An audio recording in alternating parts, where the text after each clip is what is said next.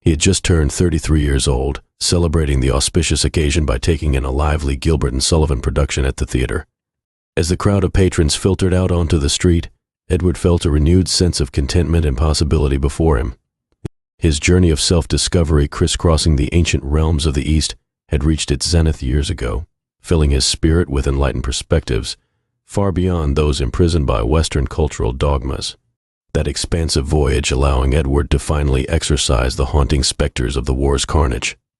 His friend James and he had remade themselves as literary giants, ushering in new frontiers of conscious expanding fiction and thought. But on this night, such weighty philosophical musings were far from Edward's mind. He was simply a young man, newly wealthy and famous from his creative enterprises, embracing the finer pleasures of the modern metropolis.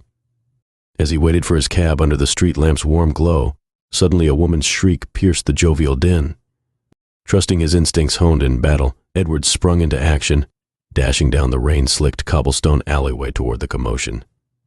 There he discovered a well-dressed young lady being accosted by two unkempt ruffians, her purse already snatched from her hand. Without hesitation, Edward charged the assailants, catching them off guard. He grappled one to the ground while the other turned and fled, all within the span of a few heart-pounding moments.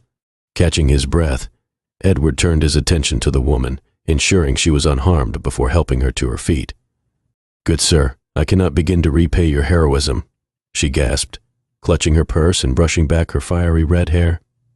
"You arrived just as those dreadful muggers, that while I shudder at how things may have turned if not for your bravery." Edward smiled warmly, instantly smitten by her porcelain beauty and the plucky spirit that allowed her to carry on with such dignity and poise.